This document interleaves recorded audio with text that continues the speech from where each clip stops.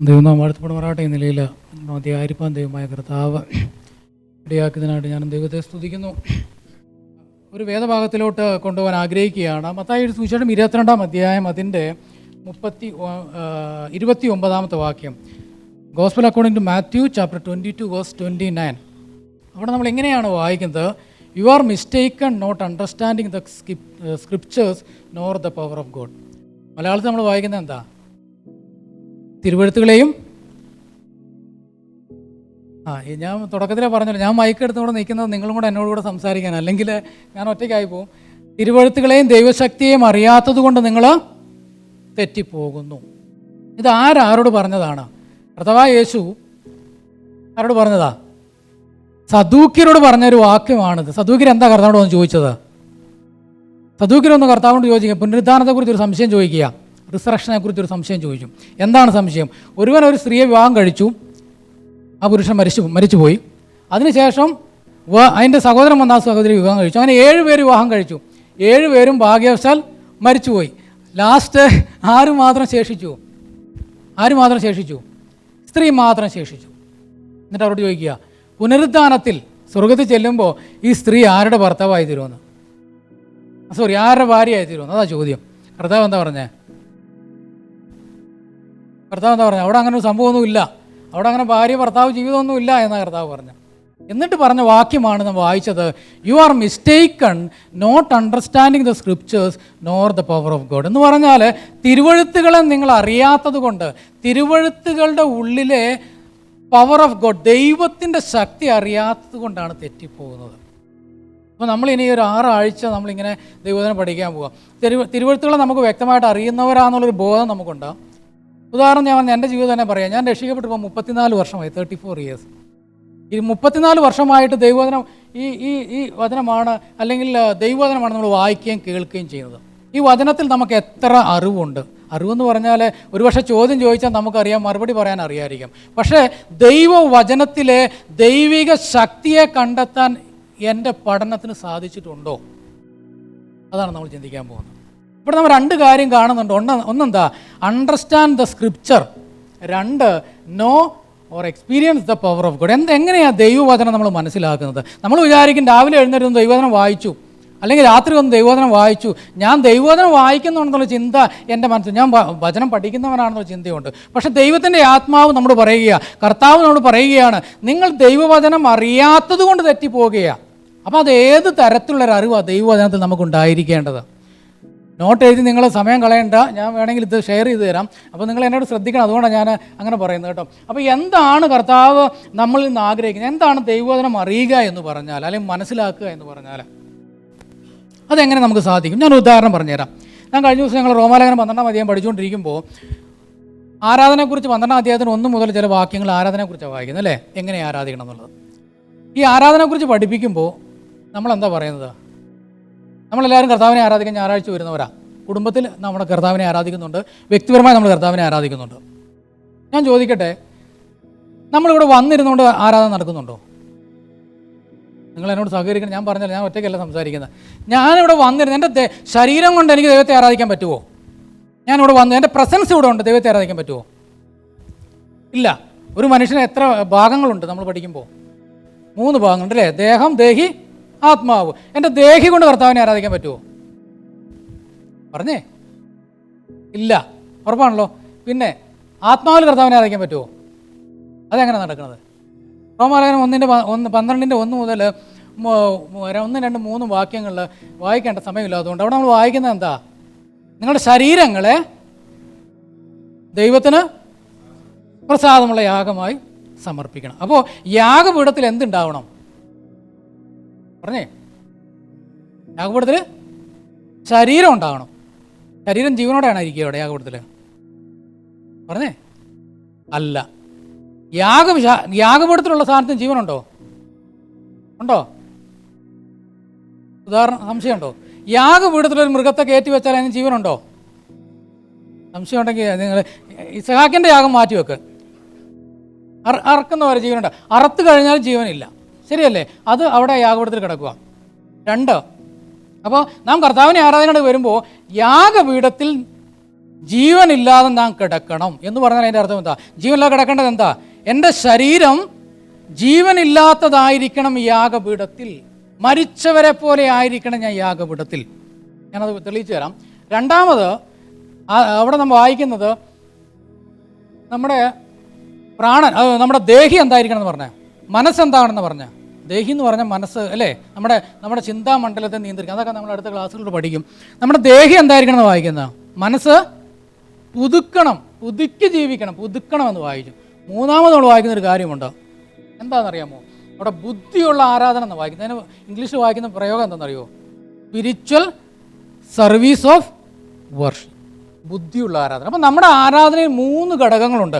ഞാൻ കർത്താവിനെ ആരാധിക്കാനായിട്ട് കടന്നു വരുമ്പോൾ, ഞാൻ യാഗപീഠത്തിൽ ദൈവത്തിൻ്റെ സന്നിധിയിലോട്ട് കടന്നു വരുമ്പോൾ എന്നെ തന്നെ മരിപ്പിച്ച ഒരു ജീവിതമായിരിക്കണം കർത്താവിനെ ആരാധിക്കുമ്പോൾ. 2, എൻ്റെ മനസ്സ് പുതുക്കമുള്ള മനസ്സിലായിരിക്കണം, വേറെ ഒരു ചിന്തയല്ല, കാൽവറി ക്രൂശും ദൈവ മഹത്വവും മാത്രമായിരിക്കണം എൻ്റെ ആരാധന. 3, അങ്ങനെ ഞാൻ എൻ്റെ ശരീരവും എൻ്റെ മനസ്സും കോൺസെൻട്രേറ്റ് ചെയ്യുമ്പോൾ എൻ്റെ ആത്മാവ് കർത്താവിനെ ആരാധിക്കും. സമരിയ സ്ത്രീയോട് കർത്താവ് പറഞ്ഞത് എന്താ? കർത്താവിനെ ആരാധിക്കുന്നവർ എങ്ങനെ ആരാധിക്കണം വായിക്കുന്നത്? ആത്മാവിലും സത്യത്തിലും ആരാധിക്കണം എന്ന് വായിച്ച്. അപ്പോൾ ഞാൻ ചോദിച്ചു, ഞാൻ എത്രയോ വർഷമായിട്ട് കർത്താവിനെ ആരാധിക്കുന്ന വ്യക്തിയാണ്, ഈ നിലയിൽ ഞാൻ കർത്താവിനെ ആരാധിക്കുന്നുണ്ടോ? അതാണ് ഞാൻ പറഞ്ഞത്, ദൈവം എന്താണ് നമ്മൾ ഇന്ന് ഉദ്ദേശിക്കുന്നത് എന്ന് ഐഡൻറ്റിഫൈ ചെയ്യുക, മനസ്സിലാക്കുക, അണ്ടർസ്റ്റാൻഡ് ചെയ്യുക എന്നുള്ളതാണ് വാസ്തവത്തിൽ ദൈവവചനത്തിൽ നമ്മൾ മനസ്സിലാക്കേണ്ടത്. അപ്പോൾ ആരാധനയിൽ ഒരു എക്സാമ്പിൾ ഞാൻ പറഞ്ഞതാണ്. ഞാൻ കർത്താവിനെ ആരാധിക്കാൻ വരുമ്പോൾ ഞാൻ മരിച്ചവനാണോ ദൈവസന്നിധിയിൽ? ഈ യോഹന്നാൻ അപ്പോസ്തലൻ കർത്താവിനെ കണ്ടപ്പോൾ അവൻ മരിച്ചവനെ പോലെയായെന്ന് വായിക്കുന്നു. അവൻ്റെ കാൽക്കൽ വീണു. ഞാൻ മരിക്കണം, എൻ്റെ ശരീരം ഇവിടെ ഉണ്ടെങ്കിലും ഞാൻ കർത്താവിൻ്റെ സന്നിധിയിൽ മരിക്കണം എന്ന് പറഞ്ഞു. ഒരു ഉദാഹരണം ഞാൻ പറഞ്ഞുതരാം. ലേവ്യ പുസ്തകം 1-ാം അധ്യായത്തിൽ നമ്മൾ വായിക്കുമ്പോൾ, ഹോമയാഗം എന്ന് പറഞ്ഞാൽ നമുക്കറിയാം അല്ലേ, അത് സ്വമേധയാ കൊണ്ടുവരേണ്ട യാഗമാണ്, പഠിക്കേണ്ട ഒരു വിഷയമാണ്. അപ്പോൾ ഈ ഹോമയാഗത്തിൽ നമ്മൾ മനസ്സിലാക്കേണ്ട ഒരു കാര്യം എന്താ അറിയോ? ഈ യാഗവസ്തു അത് ഊനമില്ലാത്ത ആണിനെ വേണം അവിടെ കൊണ്ടുവരാൻ. ഈ മൃഗത്തെ ഇവിടെ കൊണ്ടുവന്നിട്ട് ഈ യാഗപീഠത്തിൽ വെച്ചിട്ട്, അല്ലെങ്കിൽ അവിടെ വാതിലിൽ വെച്ചിട്ട് കൊന്നിട്ട് അവിടെ കിടത്തി, യാഗപീഠത്തിൽ കിടത്തിയിട്ട്, ഒരു കാര്യം നിങ്ങൾ ശ്രദ്ധിച്ചിട്ടുണ്ടോ എന്ന് എനിക്കറിയത്തില്ല, താഴോട്ട് വായിക്കുമ്പോൾ എന്താ മനസ്സിലാക്കുന്ന അറിയാമോ? അതിൻ്റെ എല്ലാം യാഗപീഠത്തിൽ കിടത്തിയിരിക്കുക, അതിൻ്റെ കുടലും അതിൻ്റെ കാലും എന്ത് ചെയ്യണമെന്നാണ് വായിക്കുന്നത്? ശ്രദ്ധിച്ചിട്ടുണ്ടോ അവിടെ? എൻ്റെ കുടലും കാലും കഴുകണം എന്നാണ് വായിക്കുന്നത്. എന്തിനാ? കത്തിക്കാൻ പോകുന്ന സാധനത്തെ കഴുകി കത്തിക്കേണ്ട ആവശ്യമുണ്ടോ? ചിന്തിച്ചിട്ടുണ്ടോ? അത് കത്തിക്കാൻ പോവുക, ഉടലും മുഴുവൻ ശരീരം മുഴുവൻ കത്തിക്കാൻ പോവുക യാഗപീഠത്തിൽ വെച്ചിട്ട്, എന്തിനാ അത് കഴുകി ശുദ്ധീകരിച്ച് കത്തിക്കേണ്ട ആവശ്യമുണ്ടോ? ചിന്തിച്ചിട്ടുണ്ടോ അത്? അതാണ് നാം മനസ്സിലാക്കേണ്ടത്. കുടലും കാലും എന്താണത് കാണിക്കുന്നത്? ദൈവത്തെ ആരാധിക്കാനായിട്ട് കടന്നു വരുമ്പോൾ, യാഗപീഠത്തിലൂടെ ഞാൻ കയറി നിൽക്കുമ്പോൾ എൻ്റെ കുടൽ കാണിക്കുന്നത് എന്താ? എൻ്റെ അകത്തെ പാപവും എൻ്റെ പുറത്തെ പാപവും എല്ലാം കഴുകി ശുദ്ധീകരിച്ച് എന്നെ തന്നെ ശുദ്ധി ചെയ്തിട്ട് വേണം യാഗപീഠത്തിൽ കർത്താവിനെ ആരാധിക്കുവാൻ. ഇന്ന് ഈ സന്ധ്യാസമയം നാം കർത്താവിനെ ആരാധിക്കുന്നവരാണ് നമ്മളെല്ലാവരും അല്ലേ? അപ്പോൾ ആരാധനയുടെ മഹത്വം നമ്മൾ മനസ്സിലാക്കണം. അതെങ്ങനെയാണ് മനസ്സിലാക്കുന്നത്? ദൈവവചനം പഠിക്കുമ്പോഴേ മനസ്സിലാവുള്ളൂ, ശരിയല്ലേ? അല്ലെങ്കിൽ നിങ്ങളൊന്ന് ആലോചിച്ച്, കുടലും കാലും കഴുകിയിട്ട് എന്തായാലും കത്തിക്കാൻ പോകില്ല, എന്നാൽ കത്തിച്ചാൽ കളഞ്ഞാൽ പോരാ, പിന്നെ കഴുകി അവിടെ കൊണ്ട് കിടത്തേണ്ട ആവശ്യമുണ്ടോ? പ്രിയമുള്ളവരെ, അകത്തുള്ള പാപവും പുറത്ത് നമ്മുടെ കാലുകളിലുള്ള പാപവും കഴുകി ശുദ്ധീകരിച്ച് വേണം കർത്താവിനെ ആരാധിക്കുവാൻ, യാഗപീഠത്തിലൂടെ കടന്നു ചെല്ലുവാൻ. എന്ത് മനോഹരമായ ചിന്തകളായത് ദൈവം. അപ്പം ഈ ഒരു പവർ ഓഫ് ഗോഡ്, ദൈവം എന്താണ് ആരാധനയിൽ ഉദ്ദേശിച്ചത് എന്ന് ഐഡൻറ്റിഫൈ ചെയ്യുക എന്നുള്ളത് വലിയ കാര്യമാണ്. അപ്പം ഞാനിതൊന്ന് പറഞ്ഞ് മനസ്സിലാക്കാനായിട്ട് ശ്രമിക്കുക. എങ്ങനെയാണ് ദൈവവചനം മനസ്സിലാക്കാനായിട്ട് ശ്രമിക്കുന്നത്?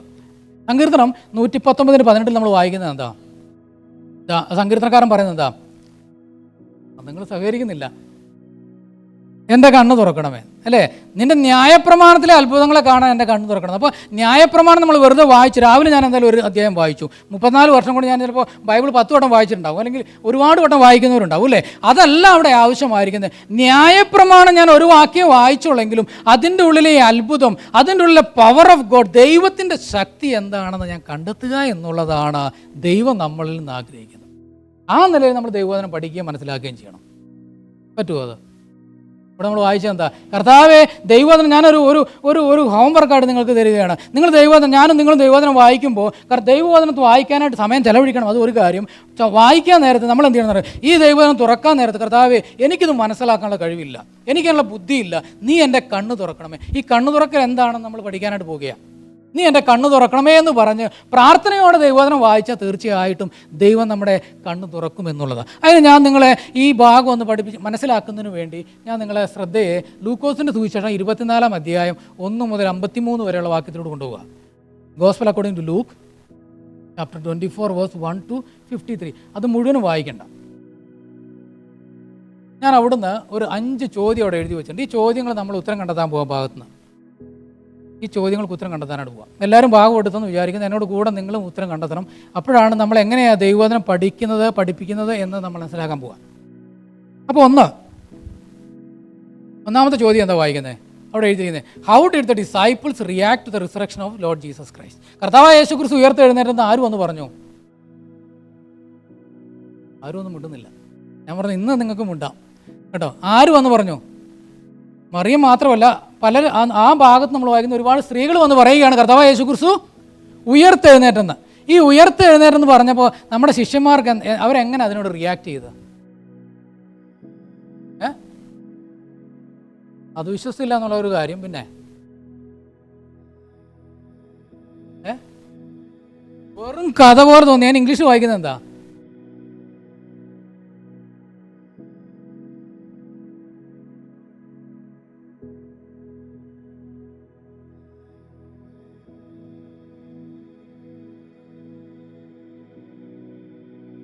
എന്ന് പറഞ്ഞാൽ ഇവർക്ക് ഇതെന്താ തോന്നിയത്? It is nonsense. നോക്കി, തിരുവഴുത്തുകളെ കുറിച്ച് എന്ത് ബോധമുള്ളവരവരല്ലേ. ഞാൻ അവരെ കുറ്റം പറയുന്നില്ല, ഞാനും ആ സ്ഥാനത്താണ് നിൽക്കുന്നത്. രണ്ടാമത് എന്താ അവർക്ക് തോന്നിയത്? ആയിട്ട് വായിക്കുക. ഞാൻ അവിടെ ഉത്തരം വെച്ചില്ല. ഉത്തരം ഞാൻ അടുത്ത സ്ലൈഡിലാണ് കാണിച്ചേക്കുന്നത്. നമ്മളെ ഒന്നിച്ച് കണ്ടുപിടിക്കണം. രണ്ടാമത് ചോദ്യത്തിലോട്ടല്ല പോകുന്നത്. രണ്ടാമത്തെ അവരുടെ റിയാക്ഷൻ എന്തായിരുന്നു? അവർ വിശ്വസിച്ചില്ലെന്ന് പറയുന്നു. കർത്താവ് ഒരു നേരത്തെ പറഞ്ഞായിരുന്നോ ഈ ഞാൻ മരിക്കുമെന്നൊക്കെ? എത്ര വട്ടം മിനിമം പറഞ്ഞു കാണും? അല്ലാതെ കടുപ്പമായി പോയല്ലേ. അടുക്കറിയ അടുത്ത പ്രാവശ്യം ഞാനും വരികയല്ല ക്ലാസ്സിന്. പറഞ്ഞായിരുന്നു. അത് ഞാൻ ആ വിഷയത്തിലൂടെ കടന്നു വരിക. കർത്താവ് മിനിമം പറഞ്ഞിട്ടുണ്ടായിരുന്നു. അത് അത്രയും ചിന്തിച്ചാൽ മതി. അപ്പോൾ ആ പറഞ്ഞ കാര്യം അവർ വിശ്വസിച്ചില്ല. എന്ത് പറഞ്ഞാൽ കർത്താവ് ക്രൂശിക്കപ്പെടാൻ വേണ്ടി യെരുശലേമിലേക്ക് പോകുന്നതിന് മുമ്പ് വരെയും കർത്താവ് പറഞ്ഞു, ഞാൻ യെരുശലേമിലേക്ക് പോവുകയാണ്, ഞാൻ മരിക്കും കേട്ടോ, ഞാൻ 3-ാം നാൾ ഉയർത്തെഴുന്നേൽക്കുന്ന ആര് പറഞ്ഞായിരുന്നു? കർത്താവ് പറഞ്ഞായിരുന്നു. അവരത് വിശ്വസിച്ചില്ല. മൂന്നാമത് നമ്മുടെ നേതാവായ പത്രോസിന് ഇത് എന്തായിട്ടാണ് തോന്നിയത്? ഉയർത്തെഴുന്നേറ്റെന്ന് പറഞ്ഞു. പത്രോസ് ഓടി, കൂടെ ഒരു സഹോദരനും ഓടി. പക്ഷേ ആ ഭാഗത്ത് പത്രോസ് മാത്രമേ ഓടിയുള്ളൂ. പത്രോസ് ഇവിടെ ചെന്ന് കണ്ടപ്പോൾ എന്താ തോന്നിയത് പത്രോസിന്? അതും എൻ്റെ താഴെ എഴുതിയിട്ടുണ്ട്. എന്താ എഴുതിയത്? അമേസ്ഡ് അല്ലേ, മാർവൽഡ്. അവന് ആശ്ചര്യമായി തീർന്നു. നീ നോക്കി, ഞാൻ അതിൻ്റെ ഉത്തരം അടുത്ത സ്ലൈഡ് പറഞ്ഞിട്ടുണ്ട്. ഒന്ന്, ഇവർക്ക് നോൺസെൻസ് ആയിട്ട് തോന്നി. 2, ഇവർ ഇതിൽ വിശ്വസിച്ചില്ല. 3, എന്താ, പത്രോസ് ആശ്ചര്യമായിട്ട് തോന്നി, ഇത് ആദ്യമായിട്ട് കേൾക്കുന്ന പോലെ. 4മതൊരു കാര്യങ്ങൾ സംഭവിച്ചു. 2 ശിഷ്യന്മാരെ എങ്ങോട്ട് പോകുമായിരുന്നു? എമോസിലോട്ട് പോകുമായിരുന്നു. അവർ ഈ വിഷയം എങ്ങനെ കൈകാര്യം ചെയ്ത്? അവർ തർക്കിച്ചു. മലയാളത്തിലാണ് എനിക്കിത് ഇഷ്ടപ്പെട്ടത്. തർക്കിച്ചു, വാദിച്ചു. ആരോടെ വാദിച്ചു ജയിക്കുന്നു? ഇവർ തമ്മിൽ വാദിക്കുക. എന്താ അവർ വാദിക്കുന്നത്? കർത്താവ് ഉയർത്തെഴുന്നിട്ടോ ഇല്ലയോ? നോക്കിയേ, നമ്മളെ ദൈവവചന പഠനം എന്നുള്ളത് നമുക്ക് വാദിക്കാനുള്ളതല്ല, തർക്കിക്കാനുള്ളതല്ല. മറിച്ച് അതിൻ്റെ ഉള്ളിൽ, ഞാൻ ആദ്യം പറഞ്ഞ പോലെ, അതിൻ്റെ ഉള്ളിലെ ദൈവശക്തി നാം തിരിച്ചറിയാൻ വേണ്ടിയുള്ളതാണ്. ഇവർക്കിത് നോൺസെൻസ് ആയിട്ട് തോന്നി. ഇനി ഞാൻ രണ്ടാമത്തെ ക്വസ്റ്റ്യനിലൂടെ ഞാൻ കടന്നു പോകാം. ഞാൻ മുമ്പ് ചോദിച്ചല്ലോ, how many times did Lord Jesus tell his disciples about his death before the crucifixion? ശരിക്കും ഞാനത് ഉദ്ദേശിച്ചത് നമ്മുടെ കുഞ്ഞുങ്ങൾക്ക് ഒരു ഹോംവർക്ക് കൊടുക്കാമെന്നാണ് വിചാരിച്ചു. പക്ഷേ അത് കുറച്ച് കടുപ്പാമെന്ന് വിചാരിച്ചോണ്ട് ഞാൻ തന്നെ അതിൻ്റെ ഉത്തരം കണ്ടുപിടിച്ചു. മിനിമം 3 പ്രാവശ്യം കർത്താവായ യേശു ഞാൻ മരിക്കും, ഞാൻ ഉയർത്തെഴുന്നേൽക്കും എന്ന് പറഞ്ഞിട്ടുണ്ട്. അത് 9 വാക്യങ്ങളിൽ 3 സുവിശേഷങ്ങളോട് പറഞ്ഞിട്ടുണ്ട്. അപ്പോൾ ഇവർ വിശ്വസിക്കാതിരുന്നതിന് തെറ്റുണ്ടോ? നോക്കിക്കോണം കേട്ടോ. ഈ 9 വാക്യങ്ങളിലൂടെ 3 പ്രാവശ്യം കർത്താവ് മരിക്കുന്നതിന് മുമ്പ് തന്നെ പറഞ്ഞു, ഞാൻ മരിക്കും, ഞാൻ ഉയർത്തെഴുന്നേൽക്കും എന്നൊക്കെ. അവർക്കത് വിശ്വസിക്കാനായിട്ട് കഴിഞ്ഞില്ല. അടുത്ത ചോദ്യം എന്തായിരുന്നു? അടുത്ത ചോദ്യം നമുക്ക് മുമ്പോട്ട് നോക്കാം. അടുത്ത ചോദ്യത്തിൽ, what did the 2 disciples understand about the Lord Jesus after 3.5 years with him? എനിക്ക് ഉറപ്പില്ല ഈ 2 ശിഷ്യന്മാർ 11 പേരുടെ കൂടെ ഉണ്ടായിരുന്നവരാണോ എന്ന്. ഞാൻ മനസ്സിലാക്കുന്നത് അവരുടെ കൂടെ ഉണ്ടായിരുന്നവരല്ല. എന്തായാലും ക്ലെയോപ്പാവ് എന്ന് പറഞ്ഞ വ്യക്തിയും വേറൊരു വ്യക്തിയും കൂടെയാണ് എങ്ങോട്ട് പോയത്? എമ്മൂസിലോട്ട് പോയത്. ഇവർ പോകുന്ന വഴിക്ക് എന്ത് സംഭവിച്ചു? കർത്താവ്, ഇവർ വാദിച്ചും തർക്കിച്ചും, എന്താ തർക്കിച്ചും വാദിച്ചുകൊണ്ടിരിക്കുന്നത്? ഇവർ തർക്കിക്കുകയാണ്. എന്താ തർക്കിക്കുന്നത്? കർത്താവ് യേശു ക്രിസ്തു ഉയർത്തെഴുന്നേറ്റെന്ന് പറഞ്ഞ് കുറച്ച് സ്ത്രീകൾ ഞങ്ങളുടെ അടുത്ത് വന്ന് പറഞ്ഞ് ഞങ്ങളെ ആകെ കൺഫ്യൂസ് ചെയ്തു, അല്ലെങ്കിൽ ഞങ്ങളെ ആകെ ആശ്ചര്യപ്പെടുത്തിയിരിക്കുക എന്നാണ് അവർ പറയുന്നത്. എന്നിട്ട് എന്താ സംഭവിച്ചത്? അവർ തർക്കിച്ചും വാദിച്ചും കൊണ്ടിരുന്നപ്പോൾ കർത്താവ് അവരുടെ അടുക്കൽ ചെന്നിട്ട് അവരുടെ കൂടെ നടന്നു. എന്നിട്ടാണ് അടുത്ത ഭാഗം നമ്മൾ മനസ്സിലാക്കേണ്ടത്. എന്നിട്ട് ഇവർ ഈ കർത്താവിനെ അറിയാത്തവരെ പോലെ അറിയാതെ പറയുകയാണ്. ഈ കർത്താവിനെ കുറിച്ച് അവർ എന്താ പറയുന്നത് നോക്കിയാൽ അവിടെ എന്താ പറയണത്?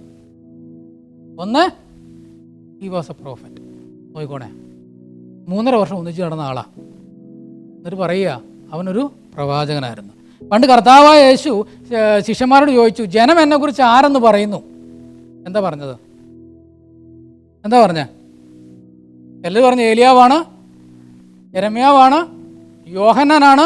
പത്രോസ് എന്താ പറഞ്ഞേ? നീ ജീവനുള്ള ദൈവത്തിൻ്റെ പുത്രനായ ക്രിസ്തു. ഈ പത്രോസിൻ്റെ കൂടെ അറ്റ്ലീസ്റ്റ് പല പ്രാവശ്യം കൂടിയ 2 സഹോദരങ്ങളായിരിക്കും ഈ കടന്നു പോകുന്നത് അല്ലേ? ഈ ക്ലേപ്പാവും അല്ലെങ്കിൽ ഈ കൂടെയുള്ള സഹോദരനും. അത് കുടുംബമാണെന്ന് എനിക്കറിയത്തില്ല. അപ്പോൾ ഇവർ പറയുകയാണ്, എന്താ പറയണത്? അവനൊരു പ്രവാചകനായിരുന്നു. വാസ്തവത്തിൽ അത് എന്തൊരു തിരിച്ചറിവാണ്. ഞാൻ ഇവിടെ വെച്ച് ഒരു കാര്യം ഞാൻ നിങ്ങളോട് ചോദിക്കാൻ ആഗ്രഹിക്കുക. നമ്മളോട് ചോദിക്കുക, നമ്മുടെ കർത്താവ് ആരെന്ന് ചോദിച്ചാൽ, അല്ല വേണ്ട, നമ്മുടെ കുഞ്ഞുങ്ങളോട് ചോദിക്കുക, ഈ കർത്താവിനെ കുറിച്ച് what you know about Lord Jesus Christ എന്ന് ചോദിച്ചു കഴിഞ്ഞാൽ നമ്മുടെ കുഞ്ഞുങ്ങൾ എന്ത് പറയും? നാം ചിന്തിക്കേണ്ടത് ആവശ്യമാണ്. എന്നോട് 34 വർഷമായി ഞാൻ കർത്താവിനെ സേവിക്കുന്ന വ്യക്തിയാണ്. എന്നോട് ചോദിക്കുക കർത്താവ് ആരാണെന്ന് ചോദിച്ചാൽ എൻ്റെ മറുപടി എന്താണ്? എൻ്റെ ബുദ്ധിയിൽ നിന്നല്ല ഞാൻ പറയേണ്ടത്. ഞാൻ അവനെ അനുഭവിച്ചറിഞ്ഞിട്ട് എൻ്റെ കർത്താവ് ആരാണെന്ന് എനിക്ക് പറയാൻ കഴിയുന്നില്ല എങ്കിൽ തിരുവചനത്തിലെ ക്രിസ്തുവിനെ എനിക്ക് കണ്ടെത്താനായിട്ട് കഴിഞ്ഞിട്ടില്ല എന്നുള്ളതാണ് വാസ്തവത്തിൽ. അതിലൂടെ ഞാൻ കടന്നു വരികയാണ്. രണ്ടാമത് അവർ പറയുന്നത് എന്താണോ? അവരെന്താ പറയണത്? വായിച്ചോ, നിങ്ങളവിടെ ഉണ്ട്, ഞാൻ വാക്യം പറഞ്ഞു തരുന്നില്ലെന്നുള്ളൂ. 24-ന്റെ 21 അവർ ഈ കർത്താവിനെ കുറിച്ച് പറയുന്നത് എന്താ? ഇസ്രായേലിൻ്റെ വീണ്ടെടുപ്പുകാരൻ, ഈസ് എ പൊളിറ്റിക്കൽ ലീഡർ. കാരണം ഇസ്രായേലിയർ ഇപ്പോൾ എവിടെ കിടക്കുന്നത്? റോമാക്കാരുടെ അടിമത്തിൽ കിടക്കുക. ഇവിടുന്ന് എങ്ങനെയൊന്ന് രക്ഷപ്പെട്ട് ഇവർക്കൊന്ന് പോകണമെന്ന് വലിയ ആഗ്രഹമുണ്ട്. പക്ഷേ അതുകൊണ്ട് ഇവർ വിചാരിക്കുകയാണ് ഇവനൊരു പൊളിറ്റിക്കൽ ലീഡറാണ്, ഞങ്ങളുടെ രാജ്യം സ്ഥാപിച്ചു തരുമെന്ന് വിചാരിക്കുക. നമ്മളൊരു ഈ ഒരു അറിവാണ് അവർക്കുണ്ടായിരുന്നത്. 3.5 വർഷം ഒന്നിച്ച് ജീവിച്ചിട്ട്, അല്ലെങ്കിൽ കർത്താവിൻ്റെ കൂടെ ശുശ്രൂഷ കണ്ടിട്ട്, കർത്താവിൻ്റെ കൂടെ ജീവിച്ച ഇവർ പറയുകയാണ് ഇവൻ ആരാണ്? അവനൊരു പ്രൊഫറ്റാണ്, ഒരു പ്രവാചകനാണ്, അല്ലെങ്കിൽ അവനൊരു ഒരു പൊളിറ്റിക്കൽ ലീഡറാണ്. നമ്മുടെ കർത്താവിനെ കുറിച്ച് ഞാൻ ചോദിക്കട്ടെ, നമുക്ക് എന്ത് പറയാനായിട്ട് കഴിയും? കുഞ്ഞുങ്ങളോട് ചോദിക്കണം, നമ്മുടെ കുഞ്ഞുങ്ങളോട് ചോദിക്കണം, നമ്മുടെ കർത്താവിനെ കുറിച്ച് നിങ്ങൾക്ക് എന്തറിയാം? ദൈവവചനം വായിക്കുന്നവരാ നാമും നിങ്ങളും. ഞാനും നിങ്ങളെല്ലാം ദൈവവചനം സ്ഥിരമായിട്ട് വായിക്കുന്നവരാ, സ്ഥിരമായിട്ട് ദൈവവചനം കേൾക്കുന്നവരാ, മെസ്സേജ് കേൾക്കുന്നവരാ. പക്ഷേ എനിക്ക് എൻ്റെ കർത്താവിനെ കുറിച്ച് എന്ത് പറയാനായിട്ട് കഴിയും? നമുക്ക് കർത്താവ് ആരാണ്? നമ്മുടെ കുഞ്ഞുങ്ങൾക്ക് ഈ കർത്താവ് ആരാണ്? നമ്മുടെ കാര്യം സാധിച്ചു തരുന്ന ഒരു കർത്താവാണോ? തിരുവഴുത്ത് അവർ വായിച്ചിട്ട് അവർക്ക് എന്തും മനസ്സിലാകുന്നു എന്നത് നാം തിരിച്ചറിയേണ്ടത് ആവശ്യമാണ്. എന്നിട്ട് അടുത്തൊരു ചോദ്യത്തിലൂടെ ഞാൻ കടന്നു വരട്ടെ. അപ്പോൾ ഞാൻ അതിൻ്റെ ഉത്തരവാടെ ഇതിൻ്റെ അടുത്ത ചോദ്യത്തിലൂടെ ഞാൻ വരികയാണ്. How did the Lord Jesus respond to their understanding? എങ്ങനെയാണ് ഈ കർത്താവിനെ അവർക്ക് പരിചയപ്പെടുത്തി കൊടുത്തത്? നോക്കാം നമുക്ക്. ഇവിടെ നമ്മൾ വായിച്ചെന്താ? They saw him as a prophet കണ്ടു കഴിഞ്ഞു. ഇവരെ കർത്താവ് എന്താ വിളിച്ചത്? ഫൂളിഷ് അല്ലേ? മലയാളത്തിൽ വായിക്കുന്ന കുറച്ചും കൂടെ വ്യക്തമായിട്ടാ അല്ലേ? ബുദ്ധിഹീനൻ. അടുത്ത പ്രയോഗം ഇന്നെങ്ങാനും അങ്ങനെ വിളിച്ചാലേ കൂടെ നടക്കുന്ന വിശ്വാസികളെ കർത്താവ് 3.5 വർഷം കൊണ്ടു നടന്നാലേ അവരെ വിളിക്കുക ബുദ്ധിഹീനരെ. എന്താ അങ്ങനെ വിളിക്കാനുണ്ടായ കാരണം? കർത്താവിനെ അവർക്കറിയില്ലായിരുന്നോ? എന്നെ നോക്കി ഒരു പക്ഷേ കർത്താവ് വിളിക്കുന്നത്, എടാ പൊട്ടനാ, നീ ബുദ്ധിഹീനാ, നീ ഒരു മന്ദബുദ്ധി, ഇത്രയും കാലം ഈ തിരുവചനം നിൻ്റെ കയ്യിലുണ്ടായിട്ട് നീ കുറേ വായിക്കുന്നുണ്ട്, പക്ഷേ ഇതിൻ്റെ ഉള്ളിലെ കർത്താവിനെ തിരിച്ചറിയാൻ നിനക്ക് കഴിയുന്നുണ്ടോ? രക്ഷിക്കപ്പെട്ടെന്നുള്ളത് ശരിയാണ്, സ്നാനപ്പെട്ടെന്നുള്ളത് ശരിയാണ്, കർത്താവിനെ ആരാധിക്കുന്നുണ്ട്, ആരാധനയുടെ കാര്യം ഞാനിപ്പോൾ പറഞ്ഞു കഴിഞ്ഞല്ലോ, ആരാധിക്കുന്നുണ്ട്. പക്ഷേ എത്രയും ആരാധന കർത്താവ് നമ്മുടെ ആരാധന സ്വീകരിച്ചിട്ടുണ്ട്? യാഗപീഠത്തിൽ എത്ര പ്രാവശ്യം ഞാൻ മരിച്ചവനെ പോലെ കിടന്നിട്ടുണ്ട്? എത്ര പ്രാവശ്യം ഞാൻ എൻ്റെ അകവും പുറവും കഴുകിയിട്ടാണ് യാഗപീഠത്തിൽ ഞാൻ എന്നെ കൊണ്ട് സമർപ്പിച്ചത്? എത്രയും ആരാധന കർത്താവ് എൻ്റെ ആരാധന സ്വീകരിച്ചിട്ടുണ്ട്. എല്ലാ ഞായറാഴ്ചയും ഞാനിവിടെ വരുന്നുണ്ട്, ആരാധിക്കുന്നുണ്ട്, കുടുംബത്തിൽ ആരാധിക്കുന്നുണ്ട്, വ്യക്തിപരമായി ഞാൻ ആരാധിക്കുന്നുണ്ട്. കർത്താവിനെ നോക്കി, എടാ നീ ഒരു ഫൂളിഷാണ്, നീ ഇതെല്ലാം കാണിച്ചു കൂട്ടുന്നുണ്ടല്ലോ, എന്നെ നോക്കി പറയുക നീ ഒരു ഫൂളിഷാണ്, നീ ഇതൊന്നും ചെയ്യുന്നത് എനിക്ക് തൃപ്തിപ്പെടുന്നില്ല. ഒരു അടുത്ത പ്രയോഗം മലയാളത്തിൽ എനിക്ക് ഇഷ്ടപ്പെടുന്നത് മന്ദബുദ്ധിയ എന്ന് പറഞ്ഞാൽ ഇംഗ്ലീഷ് വായിക്കും slow of heart to believe. ചിന്തിച്ചാൽ നിനക്ക് ബുദ്ധി കുറവാണ്, നിനക്ക് ചിന്തിച്ച് കണ്ടെത്താൻ കഴിയുന്നില്ല, നിന്റെ ബുദ്ധി കൊണ്ട് ദൈവവചനം മനസ്സിലാക്കാൻ കഴിയില്ല. ആ ഒരു തിരിച്ചറിവ് നമുക്കുണ്ടാവണം. നമ്മുടെ ബുദ്ധി കൊണ്ട് ഈ ദൈവവചനത്തെ കണ്ടെത്താൻ നമുക്ക് കഴിയില്ല എന്നുള്ള തിരിച്ചറിവ് നമുക്ക് ഉണ്ടായിരിക്കേണ്ടത് ആവശ്യം. എന്നിട്ട് കർത്താവ്, ഞാൻ അവിടെ നിന്ന് അങ്ങനെ വിടുക, കർത്താവ് ഇവരെ എങ്ങനെയാണെന്ന് പറഞ്ഞ് മനസ്സിലാക്കുന്നതാണ്. വാസ്തവത്തിൽ ഈ ക്ലാസ് തുടങ്ങുമ്പോൾ ഞാൻ വിചാരിച്ചു നേരെ 6 ടോപ്പിക്, ഒരു ടോപ്പിക് കൂടെ കൂടുതൽ അങ്ങ് ചിന്തി പഠിക്കാം എന്ന് ഞാൻ വിചാരിച്ചു 6 ടോപ്പിക് അങ്ങ് എടുക്കാം. അങ്ങനെ ചിന്തിച്ചും പഠിച്ചുകൊണ്ടിരിക്കുമ്പോഴാണ് എനിക്ക് ഈ ഒരു ഭാഗമാണ് എന്നെ ഈ ഇൻട്രൊഡക്ഷൻ, ഇത്രയും ഒരു ക്ലാസ് ഇൻട്രൊഡക്ഷനിലൂടെ എന്നെ കൊണ്ടുപോയത്. How did Lord Jesus make them understand the scripture? അവരെ എങ്ങനെയാണ് കർത്താവ് ഈ വചനം ഒന്ന് പറഞ്ഞ് മനസ്സിലാക്കി കൊടുത്തത്? ഇത് വാസ്തവത്തിൽ നാം ഒന്ന് മനസ്സിലാക്കേണ്ടത് ആവശ്യമാണ്. ഒന്ന്, നമുക്കെല്ലാവർക്കും എടുത്ത് ആ ഭാഗം ഒന്ന് വായിക്കാം. അവിടെ മുതൽ നമ്മൾ സ്വല്പം ഡീറ്റെയിൽ ആയിട്ട് പോവുകയാണ്. ലൂക്കോസിന് സുവിശേഷം 24-ാം അധ്യായം. എങ്ങനെയാണ് കർത്താവ് അവർക്ക് വചനം പറഞ്ഞു കൊടുത്തത്? നിങ്ങൾ എന്നോട് കൂടെ ചിന്തിക്കണം. ഇവിടെ 3 പ്രാവശ്യം സ്ക്രിപ്ചേഴ്സ് എന്ന് പറഞ്ഞാൽ എടുത്തു പറയുന്നുണ്ട്. ഒന്ന് എടുക്കാവോ ഭാഗം? 27-ാമത്തെ വാക്യം.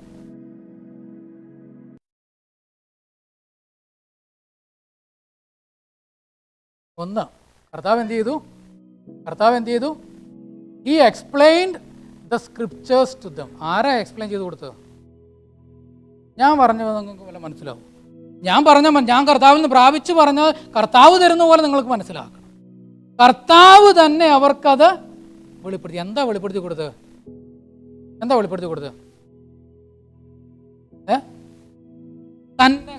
തന്നെക്കുറിച്ചാണ് തിരുവചനത്തിൽ നിന്ന് വെളിപ്പെടുത്തി കൊടുത്തത്. ദൈവവചനം വായിക്കുമ്പോൾ നമുക്ക് ആരെയാണ് തിരുവചനത്തിൽ കണ്ടെത്തേണ്ടത്? ലോർഡ് ജീസസ് ക്രൈസ്റ്റിനെയാണ് കണ്ടെത്തേണ്ടത്. അതാണ് നാം പഠിച്ചു വരുന്നത്. ഈ ദൈവവചനത്തിൻ്റെ ഉള്ളിലെ പവർ ഓഫ് ശക്തി എന്താണ്? അത് കർത്താവായ യേശു ക്രിസ്തു മാത്രമാണ്. ഞാൻ ദൈവവചനം വായിക്കുമ്പോൾ, ഞാൻ ദൈവവചനം പഠിക്കുമ്പോൾ ഈ കർത്താവിനെ എനിക്കത് കണ്ടെത്താൻ കഴിയുന്നില്ലെങ്കിൽ ഞാൻ വായിക്കുന്നതുകൊണ്ട് പ്രയോജനമുണ്ടോ? ഞാൻ ഒരു സംശയം ചോദിക്കട്ടെ. ഏത് വാക്യം വായിച്ചാലും നമുക്ക് കർത്താവിനെ കണ്ടെത്താൻ കഴിയുമോ? ബൈബിൾ വായിച്ചാൽ ഏത് വാക്യത്തിലും കർത്താവിനെ സ്തുതിക്കാനും നമ്മുടെ കുറവുകളെ കണ്ടെത്താൻ കഴിയുമോ?